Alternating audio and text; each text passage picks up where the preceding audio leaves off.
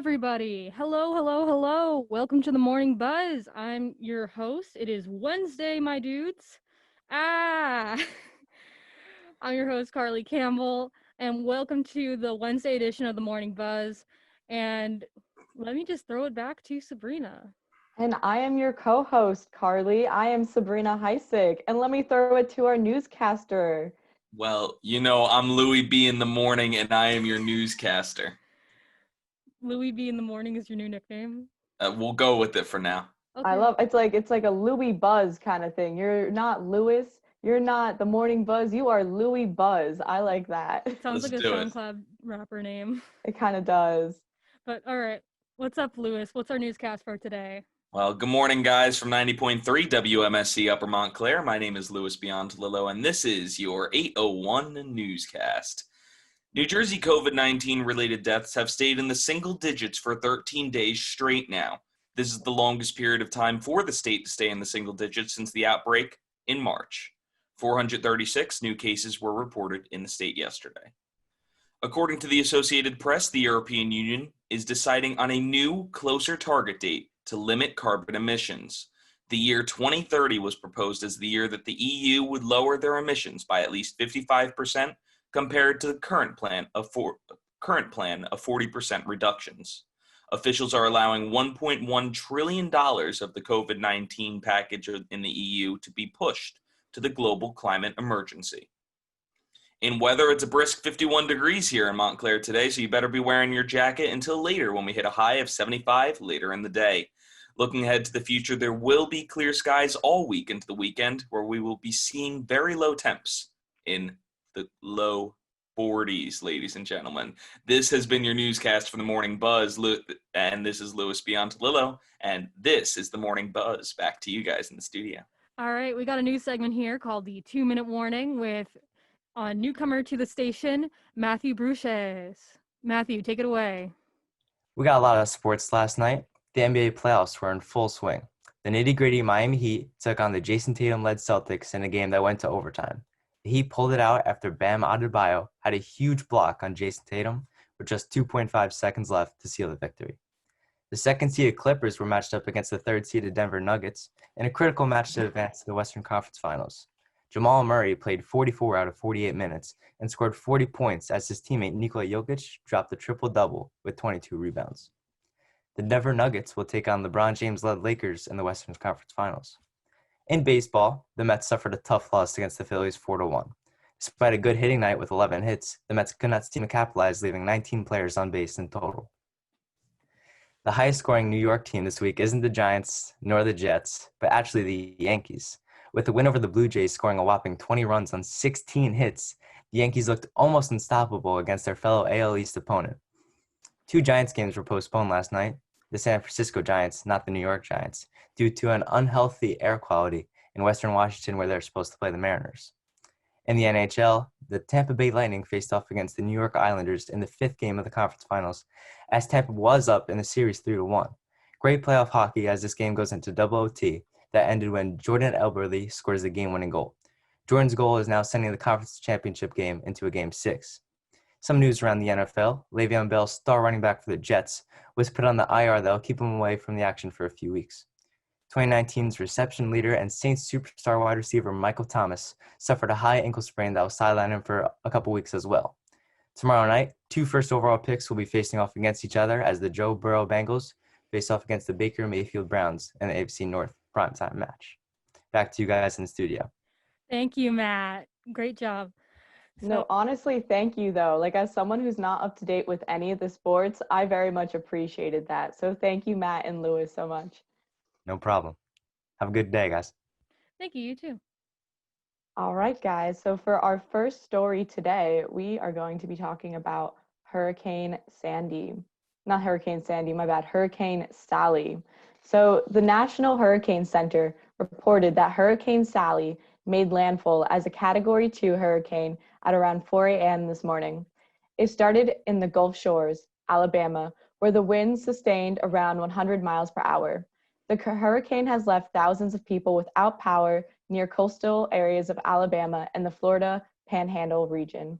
The National Hurricane Center warns that rainfalls could last up to 2 days, and that flooding along the parts of the north central Gulf Coast is threatening and devastating. This year's hurricane season has already been one of the busiest on record, and it won't end for another 2.5 months. Early this morning, another storm, Teddy, was rapidly upgraded to a hurricane with sustained winds of 90 miles per hour. The storm is still in the middle of the Atlantic, hundreds of miles from land, but it is forecast to become a catastrophic Category 4, possibly reaching Bermuda this weekend. So this hurricane season, guys, has been pretty crazy. It has. It's definitely because of global warming. To think, like, I don't know about you guys, but usually I'm not, I feel like the most relevant hurricanes in our time have definitely been like Sandy has been the biggest one for me personally. Then there was Irene, and then there was the one that we had earlier this year. And I feel like hearing about all these hurricanes all of a sudden, or maybe just because I'm more into news nowadays, but it's really, it's scary when you see all these natural disasters going around in this world right now, especially with the wildfires, and I think it's crazy. Yeah, you mentioned Hurricane Sandy before, and to put it into perspective, for this specific hurricane, you also said that it's around 100 miles per hour winds, and that's in comparison to 115 for Hurricane Sandy. So if you remember Hurricane Sandy, this isn't that far off from it. So this is definitely something that needs to be taken seriously. You're right, Lewis. You're really right. I'm definitely like, my heart goes out there to all those people who are being affected by the hurricanes right now, especially with everything else that's going on. I mean, it's really no joke when we talk about 2020 being Worst. just a crazy, an emotionally crazy, physically crazy year for everybody. And it's like, do you really need a hurricane on top of that with everything else that's going on? But my heart goes out to all those families right now. Unfortunately, Sabrina, as you know, and as I'm sure everyone else here knows, that these hurricanes aren't going to stop when this calendar year is over. It's not 2020 anymore. This isn't something we can say, oh, this stinks, 2020, man. And I'll be the cliche guy here, this is the new normal. This is what's going to be happening year after year after year with these hurricanes. And that's not meant to scare anybody. It's not, because we know our ways. Science tells us our ways to start fixing this problem, to start slowing the rapid speed that climate change is changing this planet. But the important thing, like I mentioned in my newscast with the European Union reducing their carbon emissions, is that we all have to do things like that. And without that, science tells us that these storms would get worse year by year. No, you're completely right. I mean, I was reading, I don't know if you've heard about this too, but the whole thing with once we hit 2050, there's no going back with our environment and the atmosphere and so many things having to do with climate change. And it's so worrisome for our future. And I just hate when I see people not being able to do like the simplest of things that could help our climate. Like there are many people who still don't recycle. And I feel like that's such a simple way to help our environment. And there's like little things that we can all do that, even though you might not think of them as like huge things that'll save our climate, but it's like these little things that all add up that make a difference. Exactly. And plus, I saw something yesterday on NewJersey.com that like the smoke from the fires over in California and Oregon has drifted over to New Jersey. Like, it's not something that would be overly impacting, but it is over the atmosphere and can pose some health risks to those with difficulty breathing, especially with asthma. And also just think about that, like California, all the way on the opposite side of the country. And to think that because of what's happening there, it's impacting us here on the opposite side of the country. Exactly. Like, it's mind-blowing. It's crazy. And I almost feel I'm heartbroken when I see the pictures of like this San Francisco and how the sky is lit up orange, and to imagine living there and breathing in that air. And it's It's hard. sad. It's very sad. And Sabrina, you mentioned before that we all have this personal responsibility to our planet. And while I totally agree, in addition to individuals making those choices, we also have to look at the 20 companies that that produce 1/3 of our planet's carbon dioxide um, total.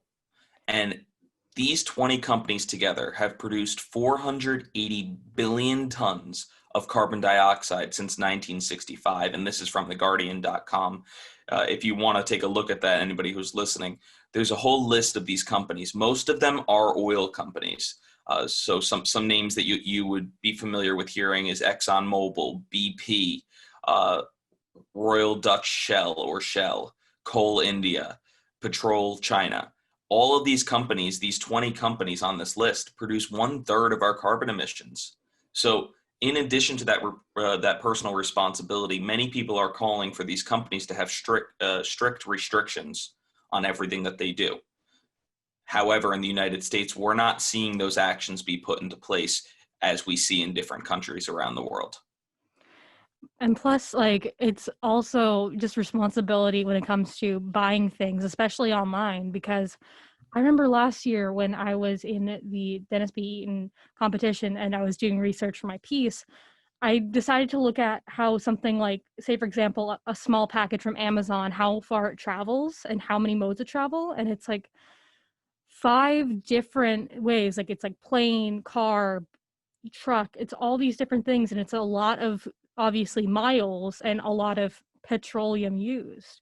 So it's, I think, like, it would be wise to look at other methods of just buying locally or avoiding like online spending, because like it'll incur a lot more when it comes to like not exactly money, obviously, but like I can't think of the word, it's too early in the morning, but a lot more mileage. No, you're completely right. And that's how I feel like there's so many like things that we don't even think about that we can do to help our environment. Just like, I don't know, when you guys brush your teeth, there are a lot of people who like leave the faucet on as they brush their teeth and the water runs. Why do you leave the faucet on while you're brushing your teeth? You know, like just turn off the faucet. It's like simple things like that that you can do just, and it'll make a difference. Like not a huge difference, but little things add up. And also like when it comes to like recycling, I was so surprised my freshman year when I had my first, well, actually my second roommate, and um I loved her to death, don't get me wrong, but she grew up never recycling. And as someone who has always recycled my entire life, done like the cardboards and then the plastics and like paper, you know, I was so shocked to this. And like even when I told her about recycling and like how like I asked her like, would you mind like recycling? Like it's just like a big part of my life and like it'll help the environment in the future.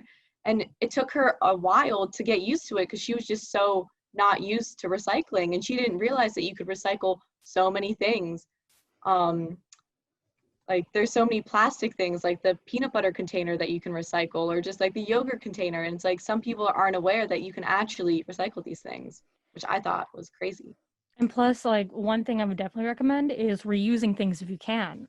Like, say for example, you get the paper every morning, like from your local newspaper, and say for example you read it. I hope you read it, because local papers are amazing, you should support them. But say for example you need wrapping paper and you can't be bothered to go up to your attic and grab all the wrapping paper you have from Christmas or other holidays. You can reuse that. You can also use cardboard boxes to package small items and like send it to people instead of like make it as gift boxes. Or if you have like little plastic water bottles, use them as flower planters. There's no like limit to what you can do when you want to reuse. That's so true. Yeah. I think we should move on to our next story, if that's all right. So this is an update with the Breonna Taylor case in Louisville, Kentucky. The city of Louisville has settled with the family of Breonna Taylor. Taylor was killed in a no-knock search warrant on March 13th, 2020. Louisville has paid the Taylor family $12 million in a settlement for the wrongful death case. the police officers involved have not been arrested. The death of Breonna Taylor, a emergency medical technician, has inspired international protests associated with the Black Lives Matter movement. And her death has also inspired new laws calling for police reform. And in addition to the $12 million settlement, the city of Louisville promises more reforms for the police department, such as better training and mental health resources. So honestly, do you think that this is a compromise that should be supported? I personally think there needs to be more justice. Like, they do need to arrest those cops. I completely agree with you, Carly. But I will say that I am happy, at least they are supposedly going to make some changes with how the police department is trained and how they run and how they do their job, because I feel like that's so important too. But yes, I do agree something should happen. I mean, how do you shoot someone 10 times for no good reason and get away with it? Like, that's unacceptable, you know? Mm-hmm. But at least this is even though, putting that aside and the fact that they are supposedly going to be training, I say supposedly because you really don't know. You don't know what goes on. People say things. A lot of people don't mean what they say. What to trust and what not to trust, I don't really know. But the fact that they are saying they're going to make some differences, they're going to train their police better, that's a step forward. So one thing that most people do not know about this case is the reason it is so difficult to arrest these police officers. So let's just break this down really fast. This is from the Marshall Project, which is a nonprofit journalist website about criminal justice, very reputable source. So Taylor, a 26-year-old emergency room technician, was struck by 8 police bullets in March as officers attempted to serve a no-knock warrant on her home during a narcotics investigation. That part we know. Here's where the legal issue comes. Her boyfriend, Kenneth Walker, fired his gun first, believing that intruders were invading their home, and it struck an officer in the leg. That is when officers returned fire and no drugs were found in the home. Those circumstances make this case more legally difficult than it seems at first glance. If you just watch the video, it's hard to tell. But those facts that the boyfriend shot before the officers make it a much more difficult case to arrest those police officers, because the officers can simply say, well, we were getting fire to begin with, so we wanted to return fire to ensure our safety. So I'm not saying which way is right and which way is wrong, but that's what makes it difficult to arrest those police officers. That being said, I still think that they should be held to some form of accountability, because even with stuff like body cameras, I'm not sure if the city of Louisville uses body cameras for their police officers, but even things like basic accountability, like being able to basically do your duty as a police officer and admit what you did was wrong and that what you did should never be repeated, and just basic accountability, like what's happening with Rochester with the death of, I think, Daniel Prude. Hang on. Like, basically, the city of Rochester fired these like police officers that were involved with this case. This guy, he was like, in the report that they filed initially, it was something related to a drug overdose, but he had actually been asphyxiated by these police officers. He had like issues with mental health, and I believe one of his family members had contacted like police for some form of mental help, just to like try to like de-escalate the situation, but it ended up killing Daniel Prude. So I think there needs to be a lot more accountability, especially because the death of Breonna Taylor was 6 months ago, and it only took like recent social media upticks and all these campaigns. Like, Oprah has a campaign in Louisville where she's putting up posters and billboards calling for people to take action. Just, we need to figure out what more can we do in order to ensure that Breonna Taylor has justice. So again, in the eyes of the law, the police officers could have a very good case on their hands. So what some people consider justice might not go hand in hand with the actual laws. And I'm not saying that the laws are just, but again, that's why it makes it so difficult. That's why we're not seeing this case go anywhere after 6 months. So I don't even know. I'm not a legal person. I'm not a lawyer or anything. I wish I was. I'd be making a lot of money, but I wouldn't know where to go with this case other than stating exactly what the facts are. And what the facts are, legally, the police officers could potentially be in the right. True. It's very interesting though, like how they ended up shooting her instead of the boyfriend, who was the one who actually shot and had the first shot. You know, when you think about it, like, not to say it would have been right, but I would understand the case a lot more if they were to have shot him instead of her, because she didn't do anything, you know, as far as we really know it.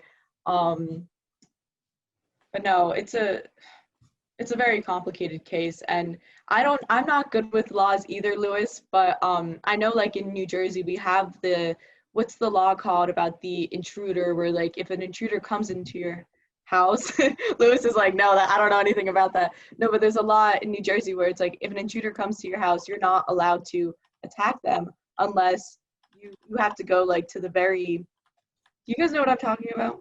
I think I do. I'm looking it up. You're not allowed to attack them. You have to go to the very most farthest part within your home until you are legally allowed to, like. We're not a stand your ground state. That's yes, exactly. A stand your ground state is when you are in your own home or on your property and somebody attempts to enter, you tell them not to. They continue.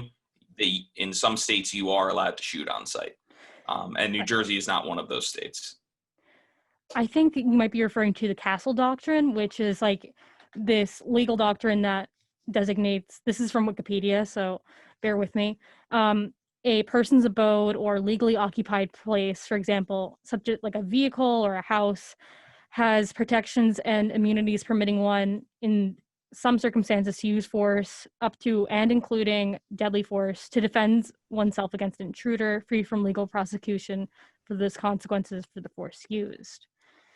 I don't exactly know if that is applicable in New Jersey, since it's like a very state by state thing, but there is, like, okay, according to like this map, New Jersey has Castle Doctrine, but it does like emphasize duty to retreat in public. Yeah. Obviously is like, go, what you said, like, go to the farthest part of your house.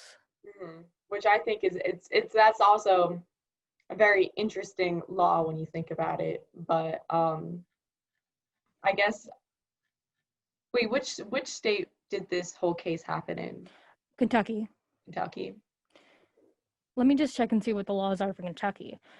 So you don't have to retreat at any point. It's not exactly, let me see if it is a stand your ground law. Here. I know that like laws definitely vary from state to state, especially outside of the Northeast, where of course we are.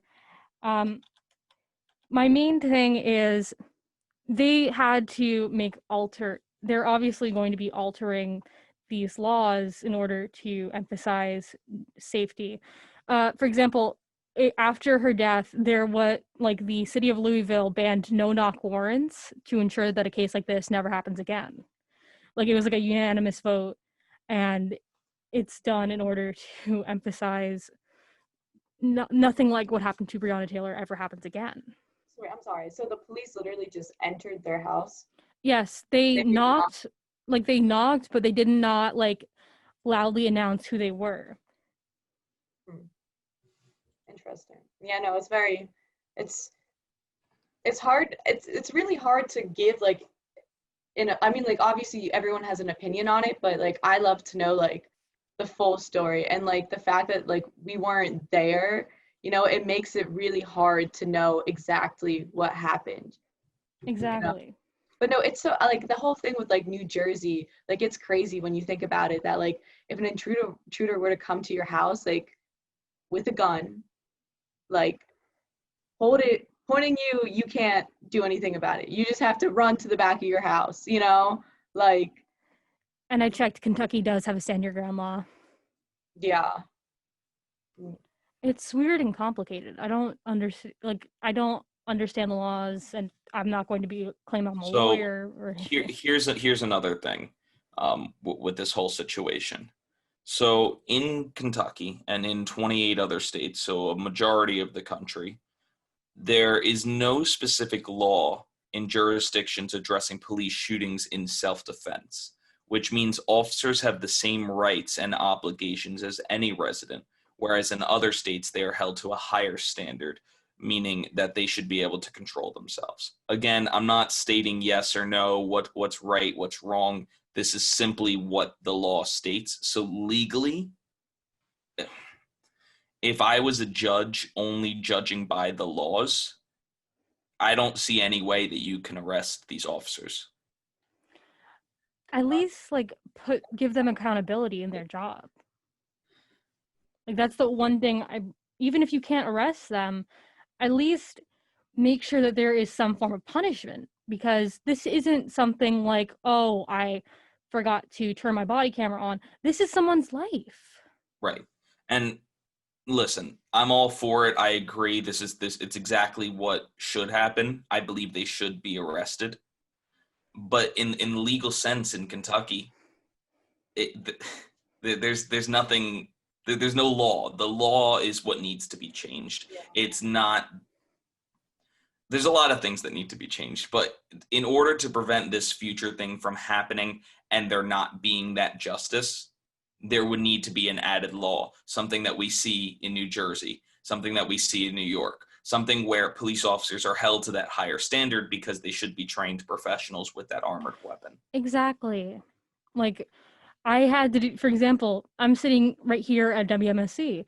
I had to do about a month and a half of training just so I could sit at this desk and use the board. I had to do training in order to basically do all the things. Like, I had to do all these exams just to make sure I could be a student assistant, which, by the way, fun announcement, I'm now a student assistant at Freeman Hall. But I have to do all this training. But if someone that's tasked with protecting other people's lives, like a police officer, doesn't get a sufficient amount of training, it shouldn't be a couple weeks with the boys learning about basic things. It should be a lot more intense. It's not just a one-stop quick little thing that you got to do before you get your cool car and your cool sunglasses. It's something that you got to do for as long as you have that job, because claiming it's a one and done thing is not really that smart. Yeah, that was first off, Carly, that was an amazing comparison that you gave right there. It's very true. But no, I feel like police officers should be trained hardest of all the jobs out there. They should be one of the most tough-notch jobs that people have to work really hard to get, because they're putting other people's lives at risk. We're giving them weapons, ways that they could potentially hurt people. They need to be fully trained. They need to know what they're doing. Exactly. And, I really hope that things change. All right, but I feel like we should move on to our next story. Yeah, justice for Breonna Taylor, to say. Yes. All right, so moving on. 9-year-old Eli Littman and his father, Jonathan Littman, have been battling the impact of COVID-19 since March. After experiencing a low-grade fever for months and the doctors continuously blowing off Eli and Jonathan's concerns, the two were finally deemed as long haulers, meaning that they are two of the many individuals who are diagnosed with COVID and still experience the symptoms months later. Jonathan still struggles with several symptoms, such as waking up with aches, gasping for air when he walks up the stairs, and constant sleepiness when performing normal everyday tasks, such as cooking, which he loves. Eli described feeling achy, sore, and tired, but as tired as he may be, the young boy said he could not sleep. The 9-year-old told CNN's Chris Como, start quote, "Kids, I'm sorry to say this, but it is a big deal. It will hurt. You just got to face the truth. Sometimes you're not okay. End quote. All right. So I find this story really, really interesting because personally I have not had COVID. Um, but the fact that here is a 9-year-old boy who is still experiencing some of the symptoms of COVID after getting it months ago really is important because a lot of kids don't take this as serious as they should. And this is a prime example of how this could possibly impact you even at a young age and could impact you for months to come afterwards and maybe the rest of your life. Especially like thinking, because we don't know any of the after effects of COVID. This could be similar to the polio epidemic that happened during the Great Depression. And the fact that we don't know what the effects are could be seriously deadly because obviously issues like what's going down in California with like air quality issues coming from the smoke, this could definitely damage a whole generation. Even if they're not exposed, they still could have breathing and respiratory issues for the rest of their lives. It could, but let's not get too far ahead of ourselves here. This virus is a very serious virus. But like I reported in my newscast, we are doing with these restrictions a fantastic job, especially in New Jersey, and the country is getting better day by day. It's not as good as New Jersey. Clearly, we're one of the better states in the entire country, which is why we have that travel ban of that 14-day time period where people have to quarantine or isolate themselves, excuse me. But I don't think we should jump to conclusions and say a whole generation will have bad lungs because of this. It's a serious virus, but at the same time, there's also plenty of other serious things out there. We're at that point, in my opinion, in New Jersey, that as long as we mask up, we social distance our best. And wash your hands. We wash our hands. And you know what? We have to wash more than just our hands because I saw a social media post that was like, it's been 6 months. Can I start washing other parts of my body or is it just my hands at this point? So wash your whole body is what the government wants us to do and the scientists. So I'm going to listen to the scientists and wash the whole body. But Are you implying that you didn't take a shower before? I haven't taken a shower since March, Lewis. You see, your poor roommate. I do feel really bad for my roommate. Like, he's a nice guy. He has to deal with the stench. But anyway, just kidding. But I hope. We're at that point where we have to balance the safety and people going back a little bit to what their lives are. Because in addition to this coronavirus, there's also another virus, not a virus, there's also another battle that we're facing, and that's a mental health battle. When we went into lockdowns, you can look at the statistics. I don't have them up right now, but cases of people reporting depression in themselves and anxiety skyrocketed across the world. So it's something that we have to balance because at this point, we need to balance the fact that not only are people getting sick and dying from this virus, but people are sick and some dying from other things, from mental health things. So there's that fine line, that balance that needs to be fixed, in my personal opinion. Again, I think this is the first time in this Morning Buzz that I've ever actually shared my opinion. Usually I'm straight up facts, but this is something that's important to me. I feel like we need to find that balance.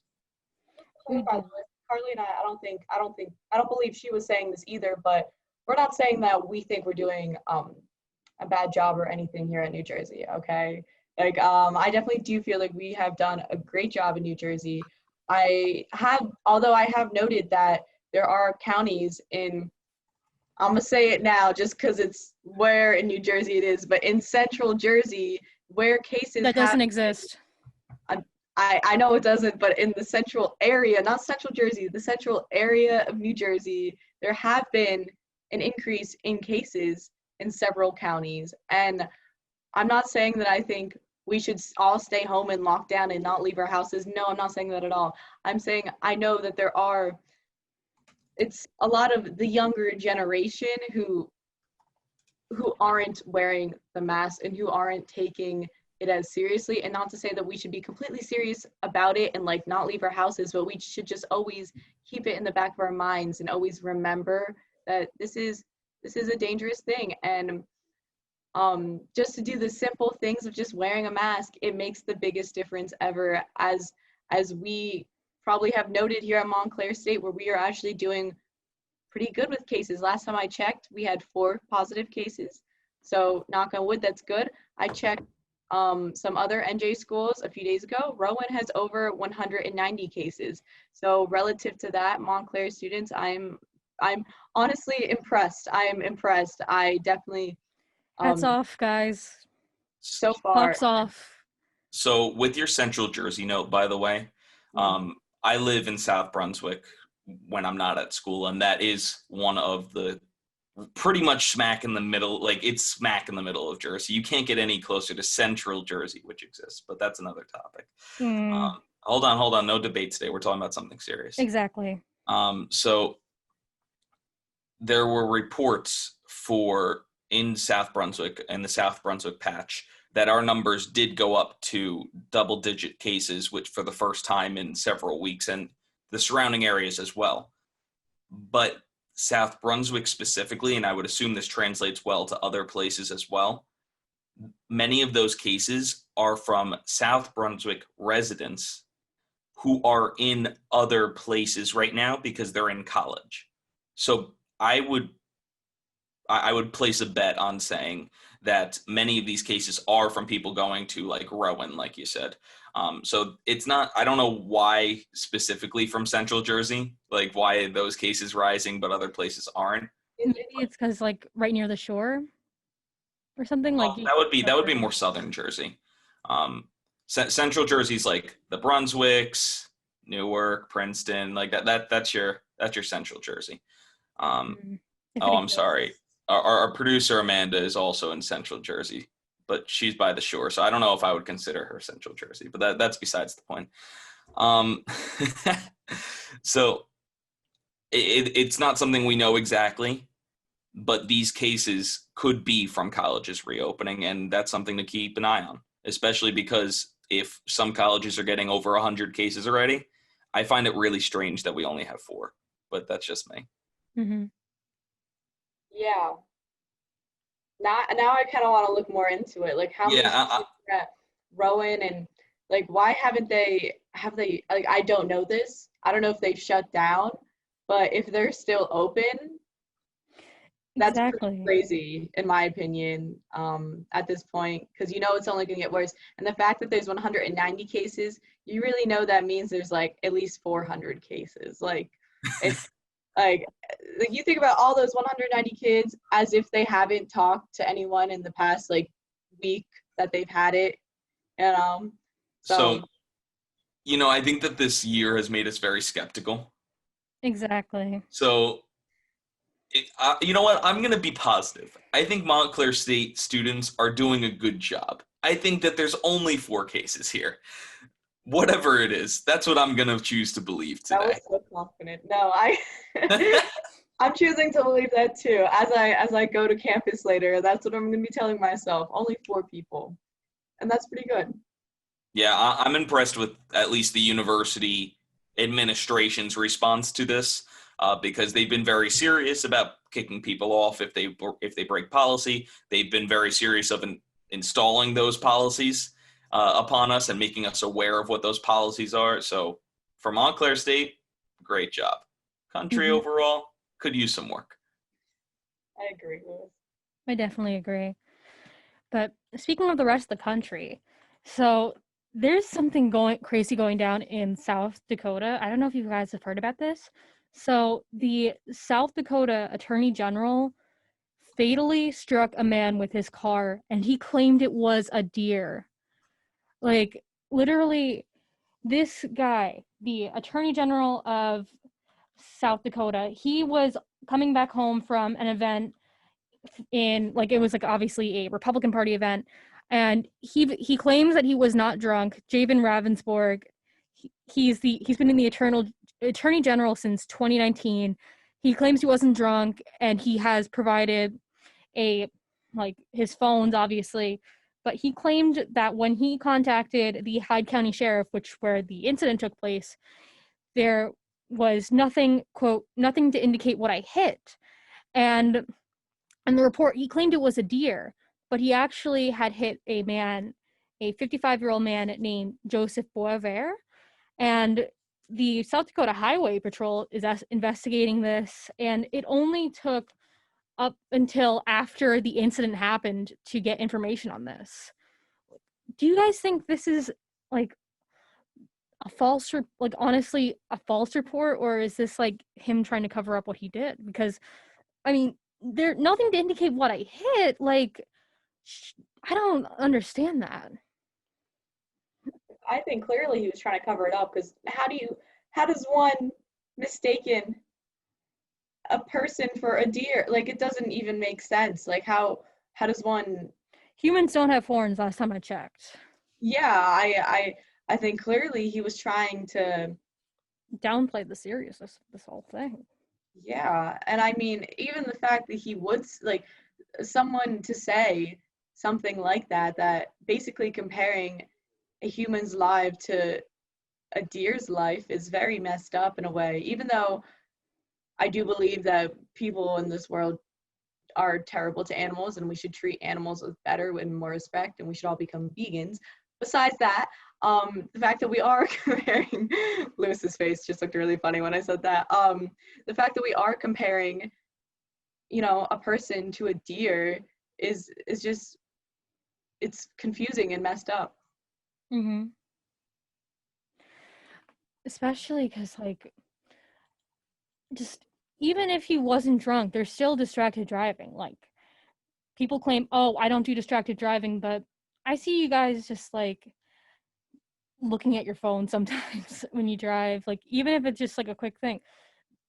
Like, it's not excusable. Like, being distracted is not an excuse for basically, like, telling other people that you hit a deer and not a human being. And even if there's going to be an investigation, do you think there's going to be, like, serious penalties for this guy, even if he is in such a big position in the government? I don't know. I really don't know. It's a very interesting case, though. It is. So, looking at the story, there's a quote there that said, "I didn't see what I hit and stopped my vehicle immediately to investigate." He added that he thought it was a large animal. But if he investigated outside of the car, I don't know. At first, I thought that he stayed in his car, and then I could see how maybe you would think that you hit an animal. That's possible. Like, that's a possibility. But after the investigation, I don't know. I don't know. After going outside and looking, how can you not tell that difference? But again, I wasn't there, and neither were any of us, Yeah. Like, I'll share a personal story about this that happened like 2 days ago. I was driving behind Machuga Heights, and there was these two people literally laying in the middle of the road. Laying in the middle of the road. It's pitch black back there. I almost hit them.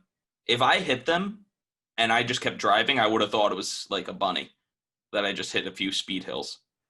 But if I went outside and I looked, you could definitely tell that wouldn't have been animals. To clarify, I did not hit these people. These people got up from laying in the middle of the pitch black road, which was not a smart idea to begin with. But you get what I'm saying. So, like, I could see it if he didn't say that he went out of his car to look.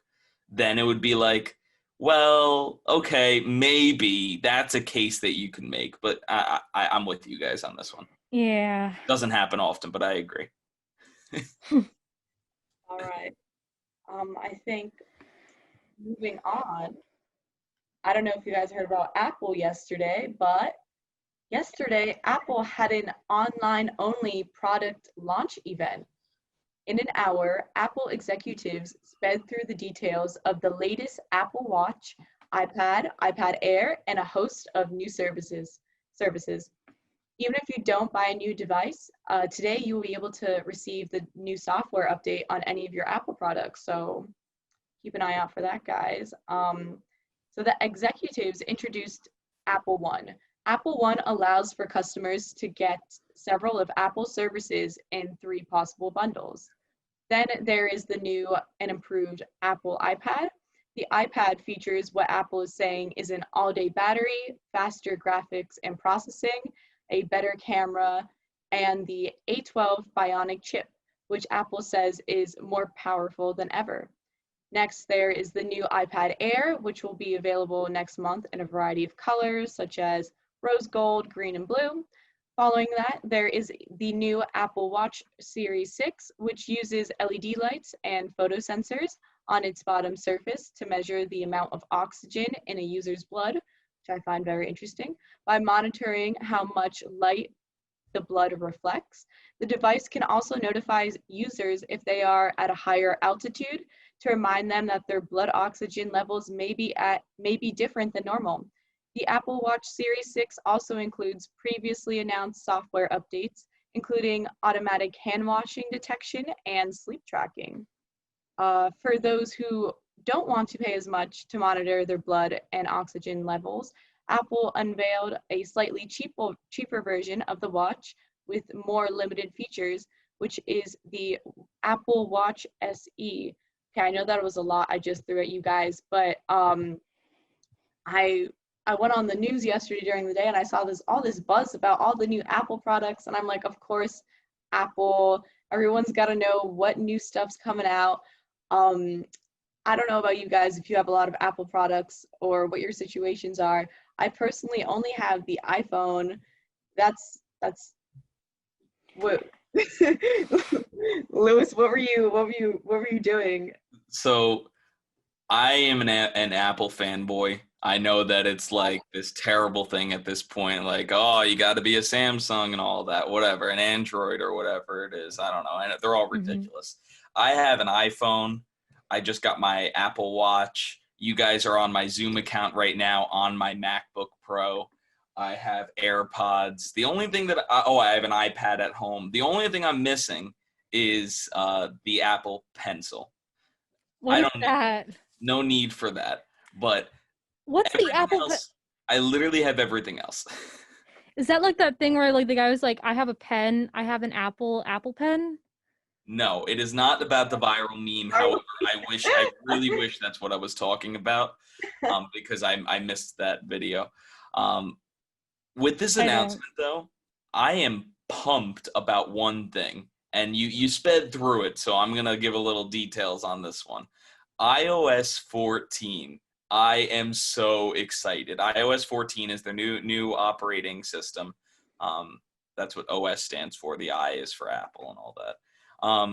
So there's a few things that I'm like really excited about. First of all, I know that we're playing catch up on this one, but we can have now widgets on our home screen. And what I mean by widgets is you can, if you want the weather to be on your home screen, you could have the weather on your home screen. I don't think I'm ever going to open the weather app ever again. I can just see it right on my home screen. So I'm excited about that. That's very exciting. You could put your calendar on the home screen, like if you use Google Calendar or Apple Calendar, you could put that there. Well, probably not Google Calendar. We'll see. Because we know anyway. Another thing that I'm really excited about is what they're calling picture-in-picture, which is already a thing on the MacBooks and already a thing on an iPad. But now you can do it on your phone. So when you're FaceTiming somebody, you no longer have to, when you switch to another app, explain your reasoning on why you're on pause. Yeah. If you have an Apple product and you've ever had a FaceTime, you have gone to another app during it, and then you have to explain why you're not interested in this conversation without being mean about it. Now, you can be scrolling on Twitter at the same time as FaceTiming your mother. Wow. That's incredible. I hope my mom's not listening. I love you, Mom. I really you FaceTime your mom? Oh yeah, I FaceTime my mom. I don't. I love my mother. It's gonna encourage a lot of like distracted conversations. Oh yeah. And like rude people and just bad behavior.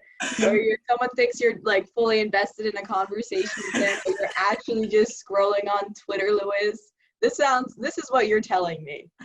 So one thing Lewis is admitting this is an intervention, Never Lewis. FaceTime Lewis, anyone, because he will just be on his phone going on his other apps as you talk to him. It's a good thing that we're on Zoom, Lewis. This is an intervention. We gotta. This is actually not a morning buzz. This is an intervention. I mean, you could research on Zoom. It kind of. I know, but like we can see when he's like doing that because there's no pause feature unless he stops his video. It's fantastic that you don't have to know anymore. Like, if somebody calls me about something, if somebody calls me about like an assignment for class, like that you gave your number out on the first day, and I don't know if you guys get this, but everybody FaceTimes me. Like, I'm on FaceTime, Zoom all the time, 24/7. Somebody wants my help with something. Now they can explain their situation, and I can be on Twitter at the same time. That sounds like a win-win situation, if I'm being honest. One thing that I'm looking forward to, if it's a thing, I'm praying one thing. Because in addition to FaceTime, you could also have dual screens for other apps as well. So it's not just FaceTime. I'm really hoping that Apple got around YouTube's annoying thing where when you leave the app, the video pauses. Like, hopefully now I can have it in the top screen. Like, when there's an ad, oh, I don't think put that so. baby in the top screen. I ain't looking at no ad. That's not happening. No more ads for Lewis if this is a thing. Our producer says no, they want us to get premium, so it might not work. Okay, I hope you're wrong, Amanda. But anyway, we'll figure it out. We're going to find a workaround of YouTube. And I got one more thing that I'm excited about. Two more things. One is there's new Memoji styles and stickers, and that's like the thing where you move your head around and the AR technology or whatever technology it is shows your face in a cartoon way. Now you can have a mask on. Yay! So about that. So I think that's super duper cute because my Memoji is much better than my Bitmoji because my Bitmoji looks like an old man. We'll try to. My Bitmoji looks like a I'll see if I can get our social people to post my Bitmoji on our socials, on our story at least, so you can see how terrible I look. And last thing, I promise, I know I'm not a host. In group messages now, you can do what you do in Discord, which we use at the radio station, and you can @ somebody in group messages and they get a special notification.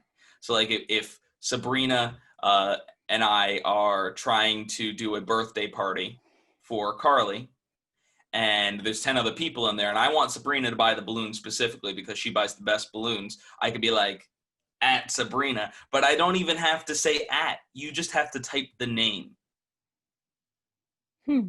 I don't know. My bar is set so low at this point. Yeah, we can. For 2020, my bar is like down here. I'm excited to not pay attention to people on FaceTime. I'm excited that I no longer have to push the @ symbol. Like that's how pathetic this is. Anyway, you guys are hosts. You sound like a little boy, like talking about Christmas for the first time. No, I'm excited for you. I'm excited that you're excited. I really like what you're talking about, just being able to have the weather on the home screen, because I feel like that's what I constantly am opening up throughout the day, just trying to check the weather to see what I can wear. So I think that's amazing. I love the fact that we're going to be able to @ people without actually adding people in group messages, which is so convenient, especially when you're trying to like specifically talk to someone and they're not answering. I mean, me thinking about this conversation before coming on air was like, oh, we'll talk about like how like Apple is really into all this new health related stuff and how they want to monitor our oxygen and our blood levels. But then Lewis is like, no, it's Christmas, baby. Like, it's Christmas. Let's talk about all these fun new toys I'm gonna have. So there's nothing else to do but stare at our phones. So why can't I be excited about this? Go outside and have a walk in the fresh California fired smoke air and germophobic air and enjoy yourself. Hey, now you can go at least to the AMCs. You could see a movie. I mean, you can, but there's nothing wrong with like Tenet, and I don't want to see Tenet. So where I live, there's a very high Indian population. And the reason that I say this is because it's important to the story. our movie theater because there's no movies out. I went to go see a movie. Like I wasn't going to see a movie. I wanted to see what movies they were playing because I was curious. I'm like, there's no movies. And they're straight up playing only Bollywood movies at my local movie theater. And I think it's the cutest thing in the world because the other people in my community are very excited because these are movies that normally don't play in the theater. Mhm. So now they're playing them. I guess they got like special rights to it or a cheaper version of it for them to play. And I think it's the cutest thing that they're catering to the people in my area and they're so excited for it. I've never heard of these movies. Most of them aren't in English, but listen, if it makes people happy, I'm pretty happy. They go to the movie theater. I'll be scrolling on my Apple phone while people are FaceTiming me and I'm not paying attention. All I know specifically is like when I was looking up like movie times just to see what was on, they actually are putting movies like 42 and Black Panther back into theaters. Like I don't know if you guys heard, but Chadwick Boseman was buried like earlier this week, like in South Carolina.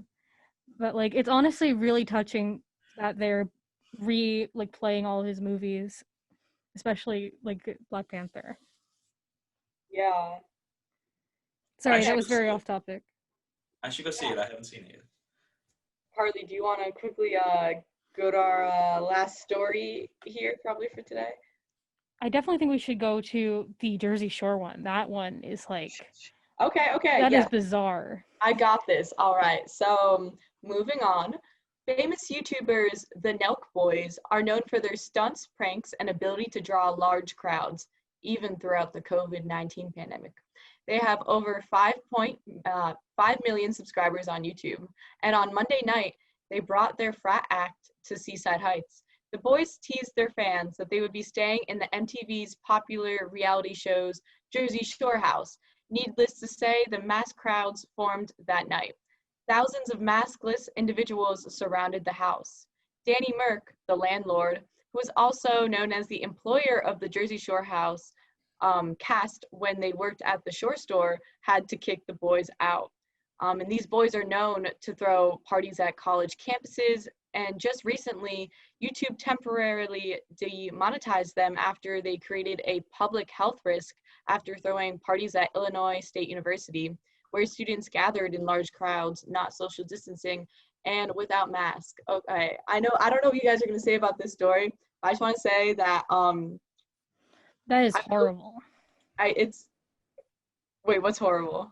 The fact that like they're just doing this and like flouting regulations, that is horrible. Okay, I mean, I wouldn't say it's not good, but I wouldn't say it's terrible. I just find this very interesting because I 2 weeks ago was at the Jersey Shore house, and I actually really Lewis was too. Okay, and I was talking to Danny, who was from the Jersey Shore cast, and I got a tour of the Shore house, which I thought was so crazy. So hearing this story right after this happened to me is like, wow, like I was just there. I'm sorry, Lewis, you looked like you had something to say. Were you also at the Jersey Shore house? I was at the Jersey Shore house. However, I did not get a tour of I just walked past the Jersey Shore house. Okay. And this was probably a little over a month ago. But okay, I'm gonna be this grumpy old man for a second. So here's the problem with this generation, ladies and gents. We got two things. One, two things that could have very much prevented this gathering from happening. The Jersey Shore should have never been a TV show. There you go. That's one. Amen. That's one. And two, we need to stop. I'm kidding, Lewis. Number two, why are we obsessing over YouTube boys? Exactly. Why is this a thing anymore? This should have ended. I don't know if you guys remember, but I remember when MagCon was a thing. MagCon, all of these groups, get them out of here. They cause nothing but trouble. And you know what? I'm done with it. So that's my hot takes. I agree with the YouTuber boy statement, but no, Jersey Shore for the rule. I love Snooki and JWoww, and they inspire me to enjoy life, you know? Mm, All right, on that note, Hold on. No, I gotta grill you on this for a second. I'm now the interviewer. Did you just say that Snooki inspires you? she inspires me to want to enjoy life and to live my best life while I can. Okay, so yes. did she inspire you to get pickles? Like, I know the only thing I know. Pickles are so amazing. On that note, this has been WMSC Upper Montclair, the Morning Buzz on Wednesday. And You're cutting Lewis off. He's like interrogating you. I know, because we're over our time limit. I know, but we can hold that off for next show. Yeah, we'll Definitely. continue this conversation next time, Lewis. All right. Thank you guys so much for listening. Have a great day.